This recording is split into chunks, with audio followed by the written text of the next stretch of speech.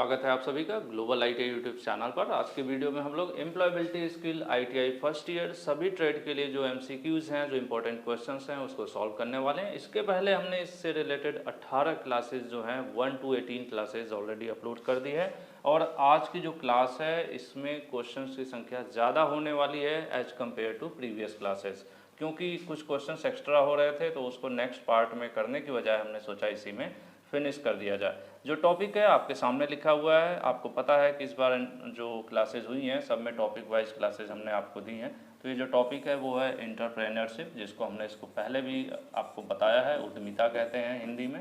और जो उद्यमिता इसको जो करता है उसको उद्यमी कहते हैं, एक तरह से आप बिजनेस रोजगार कह सकते हैं, ठीक है।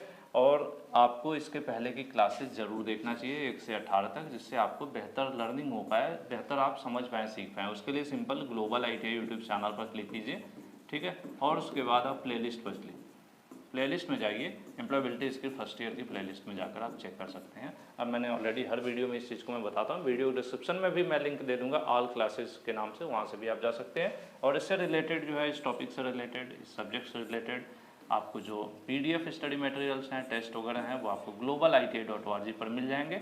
इस वेबसाइट को ओपन करेंगे तो कोर्स नाम से एक सेक्शन होगा, हिंदी में पूरी वेबसाइट हिंदी में है। कोर्स पर क्लिक करेंगे तो वहाँ पर एम्प्लॉयबिलिटी का कोर्स आपको मिल जाएगा। चलिए क्लास शुरू करते हैं।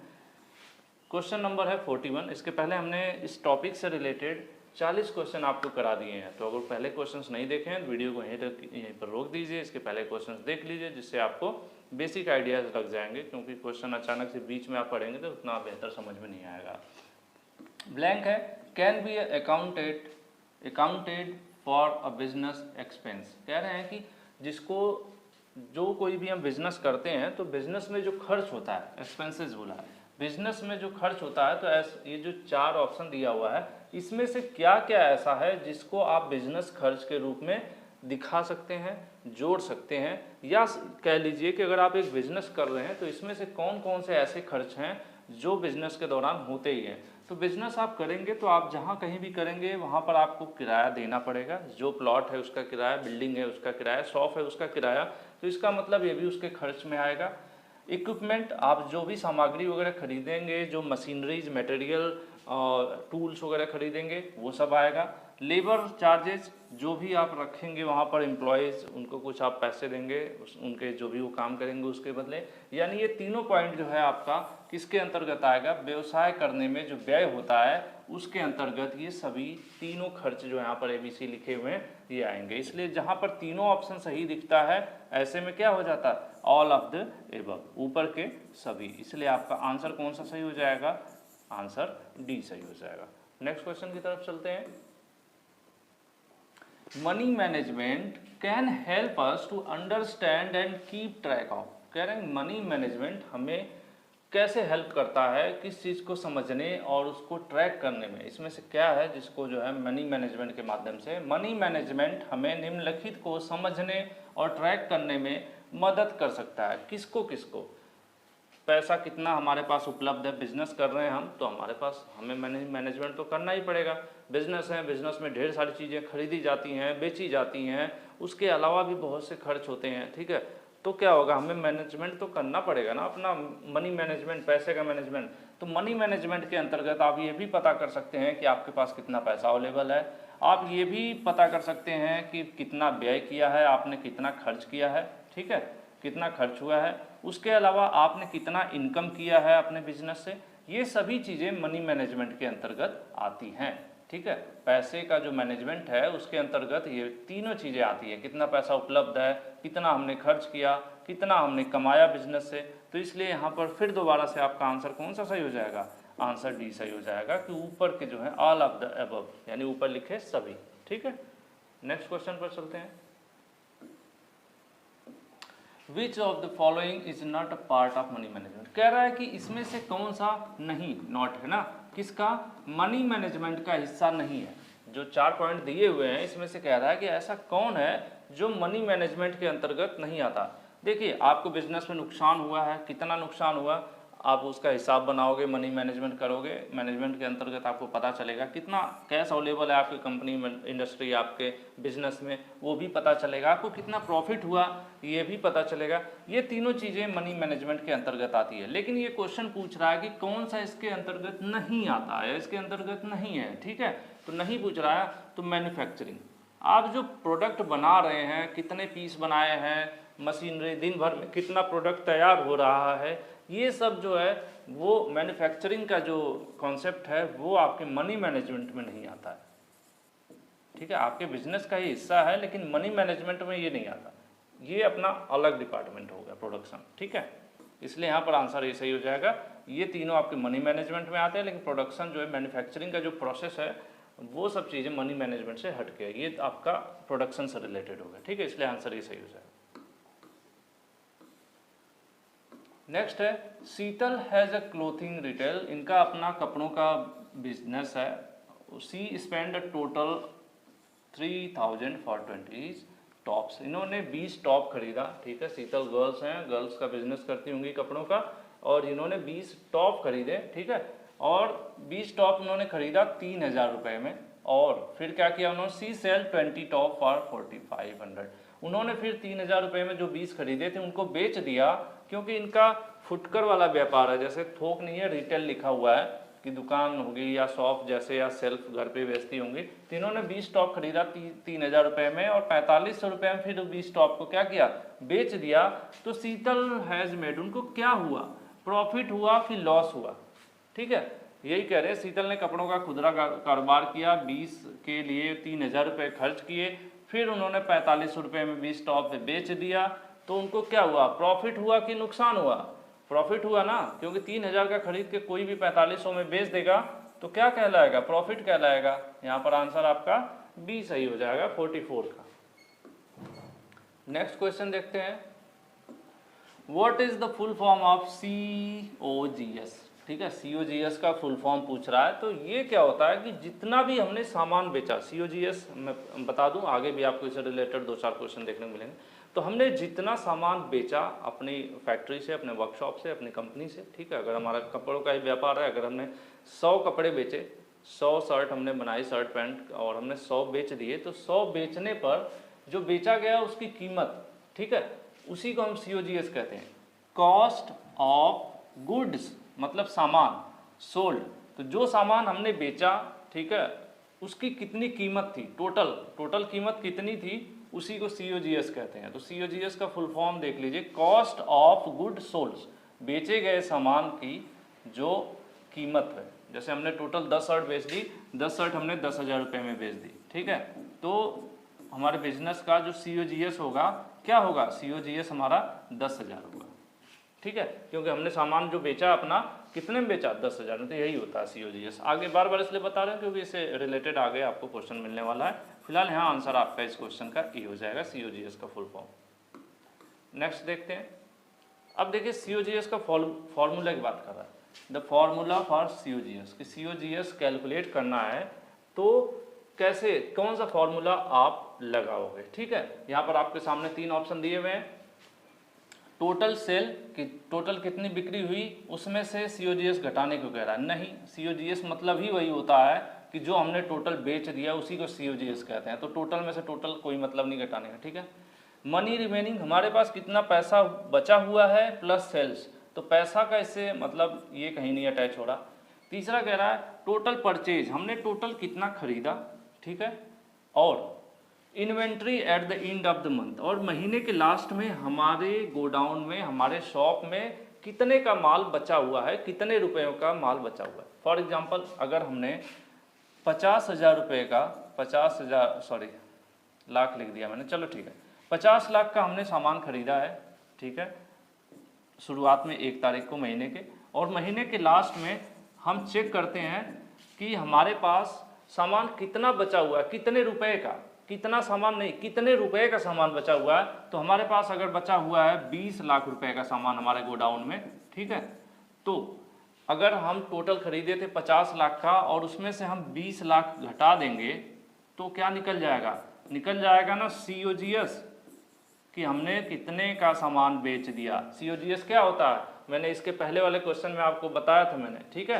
कि जो गुड्स हम सेल कर देते हैं, मतलब जो सामान गुड्स सोल्ड, ठीक है, goods cost of goods sold, मतलब कितने रुपए का हमने सामान बेच दिया। कितने रुपए का हमने सामान बेच दिया कैसे पता चलेगा, कितने रुपए का हमने सामान खरीदा, टोटल परचेज में से हमारे गोडाउन में कितने रुपए का सामान बचा हुआ है, अगर इसको हम माइनस कर दें तो क्या निकल जाएगा, निकल जाएगा कितने रुपए का हमने सामान बेच दिया। ठीक है, तो यही है यहाँ पर फॉर्मूला। COGS का फॉर्मूला कैसे निकलेगा, खरीदी गई जो सामान है उसमें से महीने के अंत में जितनी बची, इन्वेंट्री मतलब होता है जो सामान हमारे यहाँ बचा हुआ है उसकी कीमत कितनी है, उसको इन्वेंट्री कहते हैं। ठीक है, तो ये फॉर्मूला हो जाएगा। इस हिसाब से आपका आंसर कौन सा सही हो जाएगा, आंसर C सही हो जाएगा। मेरे हिसाब से आपको ये क्वेश्चन समझ में आ गया होगा। क्वेश्चन समझ में आया है तो नीचे कमेंट करके बताइएगा कि 46 क्वेश्चन समझ में आया आपको। ठीक है, नेक्स्ट है इन्वेंट्री वैल्यू। अब देखिए इन्वेंट्री वैल्यू क्या होती है। ठीक है, मैंने आपको बताया कि जो आपके गोडाउन में सामान बचा हुआ है वो कितने रुपए का है, उसकी कीमत कितनी है, उसी को इन्वेंट्री कहते हैं। ठीक है, अब देखिए कह रहे हैं जो टोटल सेल हो गया उसको इन्वेंट्री कहते हैं, नहीं, जो टोटल सेल होता है उसको COGS कहते हैं। ठीक है, पैसा जो शेष है उसके बाद पैसे की बात नहीं होती है, सामान कितने का है उसकी बात होती है। ठीक है, तो ये है आपका monetary value of unsold product, बिना बिके हुए उत्पादों का मूल्य कितना है, क्या होता है इन्वेंट्री। मैंने आपको बताया ना कि जो आपके पास सामान बचा हुआ है वो कितने रुपए का है, वही इन्वेंट्री कहलाता है। ठीक है, तो इसी प्रकार से आपका आंसर कौन सा सही हो जाएगा, आंसर C सही हो जाएगा। ठीक है, नेक्स्ट चलते हैं। The technique which one applies to promote goods or services and increase sales। कह रहे हैं कि कौन सी सर्विस, कौन सी टेक्निक ऐसी है जो कि किसी सामान को, मान लीजिए हमने प्रोडक्ट कोई बनाया, उसको क्या करना है या उसको बेचना है। ठीक है, उसका जो सेल है उसको बढ़ाना है। ठीक है, हम चाहते हैं कि ज़्यादा से ज़्यादा बिके सामान। ठीक है, तो यही कह रहा है किसी तकनीक, कौन सी वो तकनीक है, नीचे दिया हुआ है सब, कि जिससे वस्तुओं को आप बढ़ावा देने के लिए, मतलब उसकी बिक्री को बढ़ाने के लिए इस्तेमाल करते हैं। ठीक है, तो नीचे दिया हुआ है marketing technique, money management, product pitching, ग्राहक सेवा। देखिए ग्राहक सेवा अलग चीज़ हो गई, प्रोडक्ट पिचिंग भी अलग चीज़ हो गई। ठीक है, आपका जो मनी मैनेजमेंट है वो पैसे को मैनेज करने के लिए होता है, जो सेल्स को बढ़ाना है ना, आपको सेल बढ़ाना है, प्रोडक्ट ज़्यादा से ज़्यादा बेचना है, तो उसके लिए आपको मार्केटिंग अपनाना पड़ेगा। आप सभी को पता है मार्केटिंग मतलब क्या होता है, मार्केटिंग यही होता है ना, आप देख रहे हैं आजकल ऑनलाइन मार्केटिंग बहुत ज़्यादा होने लगी है। मार्केटिंग का मतलब ही होता है कि किसी भी सामान को ज़्यादा से ज़्यादा ग्राहक तक पहुँचाना, उसको बेचना। ठीक है, उसकी सेल बढ़ाना, जिस कहते हैं ना कि जिसकी मार्केटिंग जितना ज़्यादा होगी वो उतना ज़्यादा बिकता है ना। तो ये चीज़ है, यहाँ पर आंसर आपका कौन सा सही हो जाएगा, आंसर A सही हो जाएगा कि मार्केटिंग टेक्निक इस्तेमाल की जाती है क्या करने के लिए, सेल्स को बढ़ावा देने के लिए, मतलब ज़्यादा सामान बेचने के लिए। देखते नहीं है बड़े बड़े जो हीरो वगैरह होते हैं उनसे लोग ऐड करवाते हैं, क्यों ऐड करवाते हैं, वो जो ऐड करवाते हैं वही मार्केटिंग कहलाता है ना।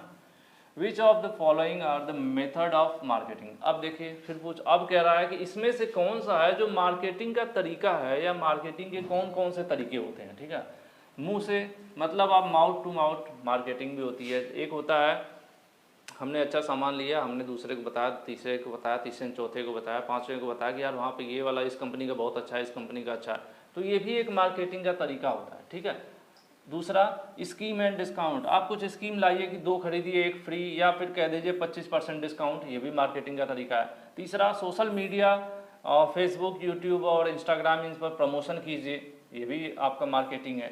इसलिए जब तीनों ऑप्शन आपको जहाँ सही मिलते हैं ऐसे में आंसर कौन सा सही हो जाता है, लास्ट वाला, ऑल ऑफ द एबव, जितना भी ऊपर लिखा हुआ है तीनों मार्केटिंग के अंतर्गत आते हैं। इसलिए यहाँ पर आंसर कौन सा सही हो जाएगा, आंसर आपका D सही हो जाएगा 49 का। नेक्स्ट चलते हैं, sponsoring local events like cricket match, Diwali celebration is a marketing method. कह रहे हैं कि अगर आप लोकल में, आपके ज़िले में, डिस्ट्रिक्ट में, गांव में अगर क्रिकेट मैच वगैरह हो रहा है, आप उसे स्पॉन्सर कर रहे हैं, मतलब खर्च हो रहा है वहाँ, तो 10-20 हज़ार रुपये आप दे रहे हैं वहाँ पर अपने, जो भी आपकी दुकान है, शोरूम है, होटल है, उसका वहाँ पर बोर्ड लगा देते हैं, तो क्या ये भी मार्केटिंग होती है?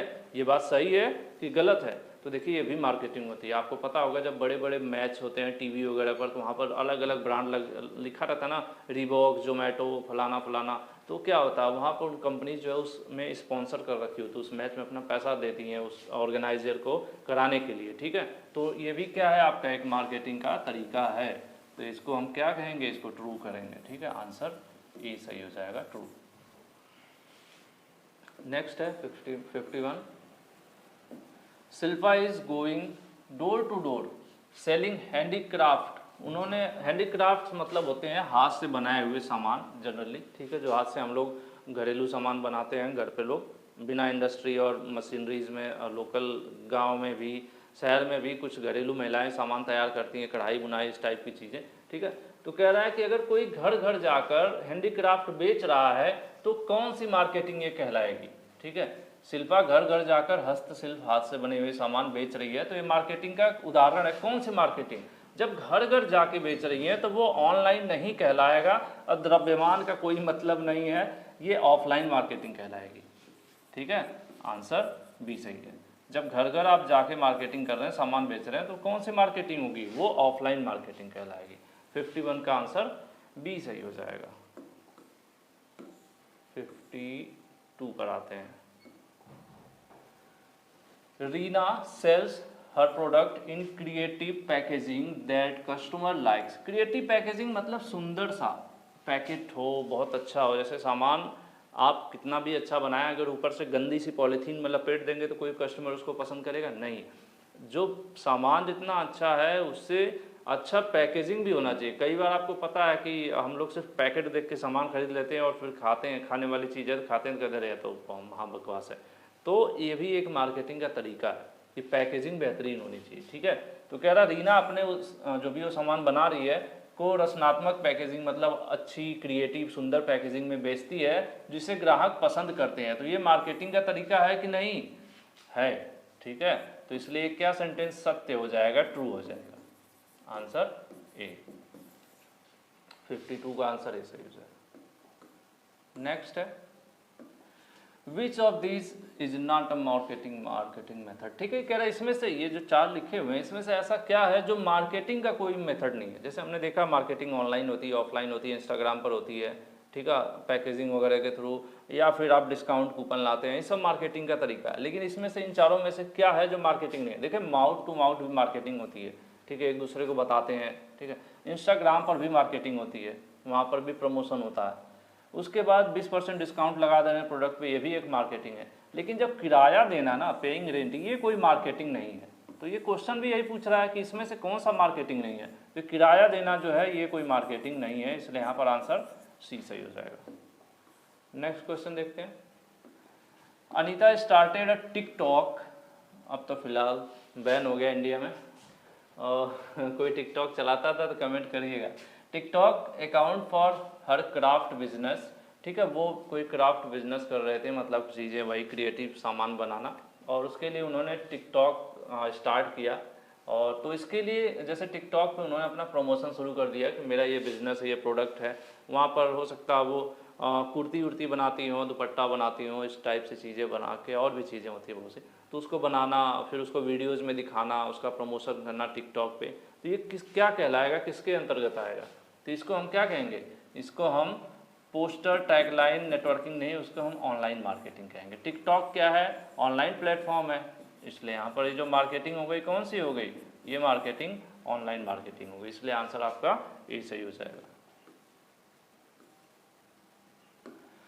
विच of these is not online marketing, इसमें से कौन सा है जो ऑनलाइन मार्केटिंग नहीं है? देखिए फेसबुक पर भी आप ऑनलाइन मार्केटिंग कर सकते हैं, बिजनेस वेबसाइट पर भी ऑनलाइन मार्केटिंग कर सकते हैं, इंस्टाग्राम पर भी ऑनलाइन मार्केटिंग कर सकते हैं। लेकिन अगर आपका स्टोर है, आपका कोई मॉल है, छोटा बड़ा कैसा भी, या फिर आपकी शॉप है, आपने बाहर एक पोस्टर लगा दिया और लिखा कि 30% डिस्काउंट है, यू फर्स्ट, आप जब पहली बार स्टोर पर आते हैं, जब आप हमारे स्टोर पर पहली बार आते हैं तो आपको 30% का डिस्काउंट मिलेगा, ऐसा आपने अपने स्टोर पर बोर्ड लगा दिया, तो ये ऑनलाइन मार्केटिंग नहीं है। ये क्या है? आपके स्टोर की मार्केटिंग हो गई ना, कि स्टोर पर फर्स्ट टाइम कोई जाएगा, ऑफलाइन ही तो जाएगा वो, ठीक है। तो ये जो आपका है ये किसके अंतर्गत आ जाएगा?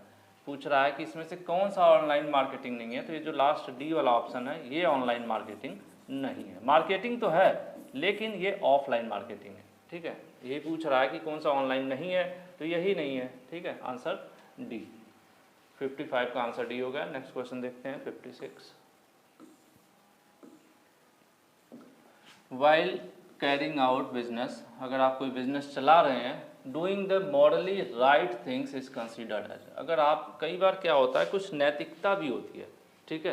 बिजनेस चलाते हुए भी हमें जैसे कुछ सही काम करने होते हैं, ऐसा नहीं कि किसी को झूठ बोल के कुछ और बेच देना। जैसे हम कहें कि हम आपको शुद्ध दूध बेच रहे हैं, शुद्ध दूध, ठीक है, लेकिन शुद्ध बोल ही रहे हैं बस शुद्ध, उसमें ढेर सारी मिलावट कर रहे हैं, तो ये नैतिक रूप से सही नहीं है, ठीक है। तो मोरली इस चीज़ को गलत कहेंगे ना नैतिक रूप से। तो यही पे यहाँ पे फिलहाल कह रहा है कि व्यवसाय करते समय नैतिक रूप से सही कार्य करना क्या कहलाता है, ठीक है। इसको हम क्या कहेंगे अगर कोई नैतिक रूप से सही काम कर रहा है, तो ये कहलाएगा हमारा व्यापार में नैतिकता। बिजनेस इथिक्स, इथिक्स मतलब होता है नैतिकता, कि हमें मतलब जैसे किसी को धोखा नहीं देना, ठीक है। इथिक्स हमारा अलाउ नहीं करता किसी को धोखा दें, किसी को गुमराह करें, ठीक है। ये सब चीज़ें नहीं करना ही नैतिकता कहलाती है। तो ये बिजनेस इथिक्स होती है, जिसके अंतर्गत हम क्या करते हैं कि कोई बिजनेस चला रहे होते हैं तो उस समय हम किसी को किसी प्रकार से धोखेबाजी नहीं करते हैं, तो क्या कहलाता है, वो हमारा बिजनेस इथिक्स कहलाता है, ठीक है। आंसर आपका बी सही हो जाएगा। नेक्स्ट है डिसिप्लिन, मतलब, और उसके बाद ऑनेस्टी है, ईमानदारी है, अकाउंटेबिलिटी है, और एक और शब्द है किसकी है, customer values while talking customer. अगर हम ग्राहक से अपने बात कर रहे हैं, हमारा कोई कस्टमर है, उससे अगर हम बातचीत कर रहे हैं, तो ग्राहक से बात करते समय अनुशासन, ईमानदारी, जवाबदेही, और एक और है शब्द जिसको आप इन चारों में से सेलेक्ट करना है, का इस्तेमाल हमें करना चाहिए। तो किसका करना चाहिए, रिस्पेक्ट। ग्राहक से अनुशासन से भी बात करना है, ईमानदारी से भी बात करना है, जवाबदेही भी हमारी तय होती है कि वो हमारा प्रोडक्ट खरीदेगा तो उसके जो भी गलत सही होगा उसके लिए हम जिम्मेदार हैं, हम तैयार हैं आपको सर्विस देने के लिए, साथ ही हम रिस्पेक्ट के साथ बात करेंगे, ठीक है। यहाँ पर आंसर आपका ए सही हो जाएगा। चौथा जो शब्द था उसी को ये पूछ रहा था, तो आंसर ए सही हो जाएगा, रिस्पेक्ट।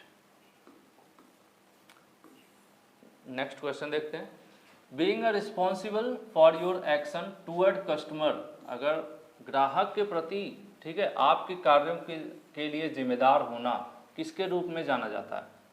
अभी हमने आपको बोला ना कि हमारी जिम्मेदारी है कि हम जो भी ग्राहक को प्रोडक्ट दे रहे हैं, अगर उसमें कोई फॉल्ट है तो उसकी सर्विस प्रोवाइड करना, उसका रिप्लेसमेंट देना। कोई हमसे बैटरी लेता है, बैटरी ख़राब है, तो हमारी जवाबदेही बनती है कि वारंटी पीरियड में हम उस बैटरी को बदलवाएं, कस्टमर को दिक्कत ना हो, ठीक है। तो वो क्या कहलाता है, ठीक है, नोन एज, किस रूप से जाना जाता है, तो वो जाना जाता है अकाउंटेबिलिटी, जवाबदेही, ठीक है। ये हमारी अकाउंटेबिलिटी है कि हमारा जो भी कस्टमर है, ठीक है, उसकी प्रॉब्लम्स को हम क्या करें, समझें और उसके लिए हम तैयार रहें, ठीक है। तो ये पूछ रहा है being responsible for your action toward customer is known as accountability. Answer 58 का आंसर ए सही है। एक तरह से मतलब सेंटेंस का सिंपल मायने है कि ग्राहक के प्रति हमारी जो जिम्मेदारी है, ठीक है, उसी की बात कर रहे हैं, तो हम उसको क्या कहते हैं, उसको अकाउंटेबिलिटी कहते हैं। जितना आप अकाउंटेबिलिटी मतलब आपकी होगी कस्टमर्स के प्रति, आप उतना अच्छा ग्रो करेंगे बिजनेस में। Business ethics are for customers only, ऐसा नहीं है, जो बिजनेस इथिक्स हैं सिर्फ कस्टमर्स के लिए ही नहीं होते। इथिक्स क्या होता है, नैतिकता, ठीक है, जो मैंने आपको बताया कि किसी को चीट नहीं करना होता है, गुमराह नहीं करना होता है, तो ये सिर्फ ग्राहकों के लिए नहीं होता है। अगर आप इंडस्ट्री चला रहे हैं तो आपके सहयोगी, आपके पार्टनर्स, आप जहाँ से परचेजिंग कर रहे हैं वो, उसके अलावा आपके जो वर्कर्स हैं, सबके साथ ये एथिक्स लागू होता है, ठीक है। तो इसलिए यहाँ पर क्या होगा, ये आंसर फॉल्स हो जाएगा, क्योंकि ये कह रहा है कि सिर्फ कस्टमर के लिए होता है, ठीक है, कि सिर्फ कस्टमर के लिए आप नैतिक रहिए, बाकी सबके साथ फ्रॉड करते रहिए, ठीक है। तो ऐसा नहीं होता है ना, तो यही चीज़ है। तो इस केस में क्या हो जाएगा, ये सेंटेंस फॉल्स हो जाएगा। 59 का आंसर बी से हो जाएगा, ठीक है। नेक्स्ट है एन एंटरप्रेन्योर, मतलब उद्यमी, बिजनेस को करने वाला। एंटरप्रेन्योरशिप मतलब उद्यमिता, बिजनेस होता है, लेकिन एंटरप्रेन्योर मतलब बिजनेस को करने वाला। Should ensure that the product and the service should not harm customer. देखिए, जो बिजनेस को करने वाला होता है उसको ये इंश्योर करना चाहिए, सुनिश्चित करना चाहिए कि जो प्रोडक्ट वो बना रहा है या जो सर्विस वो दे रहा है वो किसी प्रकार से उसके कस्टमर को नुकसान न पहुंचाए, नुकसानदेह न हो। ठीक है, जैसे मैंने आपको बोला ना कि आपकी ये जिम्मेदारी बनती है, अगर आप मिठाई की दुकान बना रहे हैं तो ऐसी मिठाई बनाएं कि जो आपके कस्टमर्स हैं उनको किसी प्रकार से नुकसान ना पहुंचाए। ऐसा ना हो कि वो अभी मिठाई लेके गए, शाम तक वो हॉस्पिटल पहुंच जाएं, तो क्या आपका वो नैतिक रूप से आप बढ़िया बिजनेस कर रहे हैं? नहीं। ठीक है, तो यहाँ पर क्या कह रहा है कि ये जो सेंटेंस है ये सही है कि गलत है? तो सिंपल सी बात है कि ये सही है।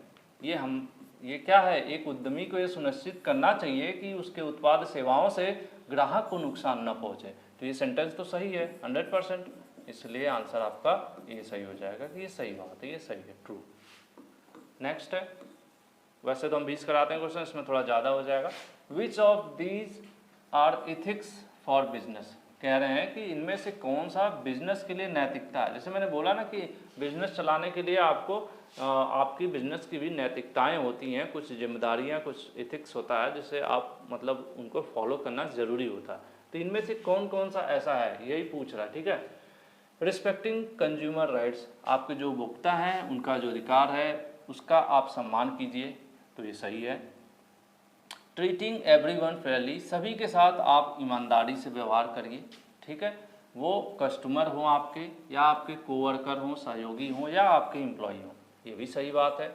सबके साथ आपको ईमानदारी से काम करना चाहिए, सही व्यवहार करना चाहिए। उसके बाद कह रहे हैं रिश्वत नहीं लेना चाहिए। अगर आप बिजनेस के दौरान रिश्वत लेंगे तो कहीं न कहीं आपका बिजनेस गलत डायरेक्शन में जाता है। ठीक है, तो ये तीनों चीज़ें ही जरूरी हैं, इसलिए एक बार फिर से यहाँ का आंसर कौन सा सही हो जाएगा? आंसर डी सही हो जाएगा, ऑल ऑफ द एबव। ऊपर के लिखे सभी जो तीनों सेंटेंस हैं ये बिजनेस की एथिक्स के अंतर्गत यानी बिजनेस के नैतिकता के अंतर्गत आते हैं। ठीक है, नेक्स्ट चलते हैं। Whose right is this? इसमें यह किसका अधिकार है? ठीक है, यह किसका अधिकार है? The right to be protected against the marketing of goods and service that are harmful to life and property. कह रहे हैं कि यह किसका अधिकार है? किसी को कोई भी, ठीक है, मार्केटिंग, किसी भी प्रोडक्ट की मार्केटिंग की जा रही है जिससे आपकी ज़िंदगी को या आपके प्रॉपर्टी को नुकसान हो सकता है, तो उससे बचाव करना या उससे बचने का जो राइट है, ये किसका राइट होता है? ये किसका अधिकार होता है उससे बचने का? तो ये अधिकार जो होता है एक कंज्यूमर का होता है। ठीक है, उपभोक्ता का ये अधिकार होता है कि किसी भी कंपनी के किसी भी प्रोडक्ट से अगर उसको, उसकी लाइफ को किसी प्रकार से नुकसान होता है तो उससे बचने का अधिकार जो है किसका अधिकार होता है? कंज्यूमर राइट्स होता है। ठीक है, आपने देखा होगा कंज्यूमर कोर्ट वगैरह में लोग चले जाते हैं अगर किसी प्रोडक्ट से प्रॉब्लम होती है, नुकसान होता है या आर्थिक क्षति हो, किसी प्रकार की क्षति होती है, तो कंज्यूमर कोर्ट का आपने उपभोक्ता फोरम का नाम सुना होगा। ठीक है, तो क्या है, वो उपभोक्ता के यानी जो कंज्यूमर हैं उनके कुछ राइट्स होते हैं, उसी के वहाँ पर लड़ाई होती है। ठीक है, तो ये चीज़ हो गई, यहाँ पर आंसर ये सही हो जाएगा कि आपने कोई प्रोडक्ट खरीदा, वो ख़राब निकला, या प्रोडक्ट के यूज करने से आपको शारीरिक रूप से कोई नुकसान हो गया, ठीक है, आपको कोई बीमारी हो गई, तो आप जो है अपने राइट्स, उपभोक्ता के जो राइट्स होते हैं, जो अधिकार होते हैं, उसके तहत सामने वाली कंपनी पर केस कर सकते हैं। When you tell a business story, जब आप एक बिजनेस स्टोरी बता रहे होते हैं किसी को, मान लीजिए आप एक बिजनेसमैन हैं, कुछ दिनों बाद आप स्टेबल हो जाते हैं, सक्सेसफुल हो जाते हैं, कहीं मीटिंग वगैरह में कहीं पे भी जाते हैं या फिर एक इंटरव्यू में जाते हैं, आपसे पूछा जाता है कि आप अपनी सक्सेस स्टोरी बताइए, आपने अपने बिजनेस को कैसे किया, कहाँ से शुरू किया, यहाँ तक लाए हैं। तो ये जो एक अक्सर आपने देखा होगा स्टोरी बताते रहते हैं लोग, जिससे कि दूसरे लोग भी मोटिवेट हो सकें और कुछ बेहतर कर पाएँ। तो वही कह रहा है कि जब आप एक बिजनेस स्टोरी सुनाते हैं तो कुछ स्टेप हैं जो आपको फॉलो करना होता है। जैसे पहला ब्लैंक दे रखा है इन्होंने कि ये आपको बताना है, दूसरा कि आपका जो बिजनेस है उसमें आपने कहाँ कहाँ स्ट्रगल किया, क्या क्या दिक्कतें आई, तीसरा कि आपने उन प्रॉब्लम को कैसे सॉल्व किया फिर, ठीक है, चौथा आप अपने जो दे रहे थे, आप ये क्या जो स्टोरी बता रहे थे उसको फिनिश कर देंगे। यानी स्टोरी को 4 चरण में आपको करना है। पहला इन्होंने पूछ रखा है आपसे, दूसरा कह रहे हैं कि आपने बिजनेस के दौरान आपको क्या क्या दिक्कतें हुई, कितनी प्रॉब्लम्स आई, आपने क्या क्या झेला, वो चीज़ बताएगा। तीसरा कि जो प्रॉब्लम्स आई उसको आपने सॉल्व कैसे किया, उससे बाहर कैसे निकले आप, और चौथा आप फिर अपनी स्टोरी वहीं समाप्त करेंगे। ठीक है, लेकिन शुरू में क्या करेंगे, तो शुरू में आप कस्टमर परिवार नहीं करेंगे, आप क्या करेंगे, दोस्त भी नहीं करेंगे, आप इंट्रोडक्शन देंगे।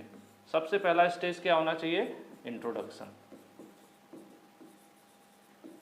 ठीक है, सबसे पहला इंट्रोडक्शन, फिर आप अपने स्ट्रगल्स बताएंगे, उसके बाद आपने उसको कैसे सही किया वो बताएंगे, उससे आप बाहर कैसे निकले वो बताएंगे, चौथा फिर आप फिनिश करेंगे अपनी स्टोरी। यहाँ पर आंसर आपका कौन सा सही हो जाएगा, आंसर सी सही हो जाएगा। सबसे पहला स्टेज इंट्रोडक्शन।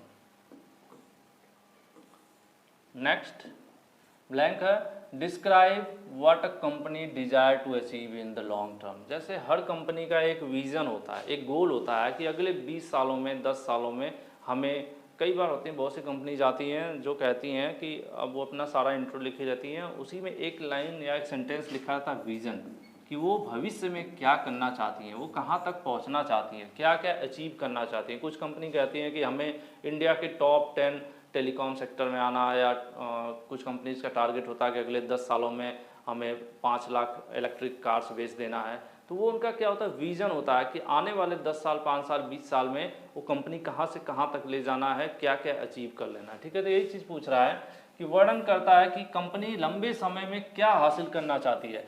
तो शब्द कौन सा है, उस शब्द को हम क्या कहते हैं, विजन कहते हैं। देखिए यहाँ पर लिखा है विजन, विजन स्टेटमेंट। ठीक है, यहाँ पर आंसर डी सही हो जाएगा। विजन ही बताता है, कोई कंपनी अपने विजन के बारे में अगर लिखी है तो मतलब क्या हो गया कि वो कंपनी लंबे समय में उस चीज़ को भविष्य में हासिल करना चाहती है उस चीज़ को। ठीक है, तो वो क्या कहलाता है, विजन कहलाता है। आंसर डी सही हो जाएगा 64 का। 65 है, the most critical part of your business success story. अगर आप अपनी बिजनेस सक्सेस स्टोरी बता रहे हैं तो इसमें ये जो चीज़ें हैं इसमें से क्या क्या महत्वपूर्ण है। ठीक है, अगर आप अपने बिजनेस स्टोरी किसी को बता रहे हैं तो उसमें कौन कौन सा पॉइंट महत्वपूर्ण है। हमने सबसे पहले ही आपको कहा था कि सबसे, इसके पहले वाले क्वेश्चन में, कि सबसे पहले क्या करेंगे, आप इंट्रोडक्शन बताएंगे। ठीक है, दूसरा कि चैलेंजेस, यानी बिजनेस के दौरान आपको क्या क्या प्रॉब्लम्स झेलनी पड़ी। ठीक है, सबसे पहले आप क्या करोगे, इंट्रोडक्शन बताओगे। दूसरा था प्रॉब्लम्स जो थी क्या क्या आपको आई वो। तीसरा था कि प्रॉब्लम आपने कैसे सॉल्व किया, यानी आपकी कौन कौन से लोगों ने आपको सपोर्ट किया, या आपको सपोर्ट कैसे मिला, या मोटिवेशन कैसे मिला जो आपने प्रॉब्लम को सॉल्व किया। इसका मतलब ये तीनों जो हैं आपके महत्वपूर्ण है, इसलिए यहाँ पर आंसर कौन सा सही हो जाएगा, आंसर डी सही हो जाएगा। जब भी तीनों सेंटेंस सही सेट हो जाएं तो ऐसे में चौथा ही आंसर सही होता है, ऑल ऑफ द एबव। ठीक है, और 65 क्वेश्चन था ये, 65 नंबर। और ये जो क्वेश्चन था लास्ट था इस चैप्टर का, यानी जो एंटरप्रेन्योरशिप हम पढ़ रहे थे उस चैप्टर के लास्ट क्वेश्चन था। अब जो न्यू आपकी वीडियो होगी, नेक्स्ट वीडियो, उसमें कोई नया चैप्टर होगा। और अभी तक अप्रॉक्स आपके 75 to 80% जो है टॉपिक्स वो कवर हो चुके हैं। बहुत ही जल्द जो है अपकमिंग वीडियोज़ में जो आगे की वीडियोज़ है उसमें आपको वो भी फाइनल हो जाएंगे जो रिमेनिंग टॉपिक्स हैं। बाकी आज की वीडियो में इतना ही। वीडियो कैसी लगी, आपको कॉन्सेप्ट समझ में आ रहा है कि नहीं समझ में आ रहा है, वो ज़रूर नीचे कमेंट करके बताइएगा। Thank you.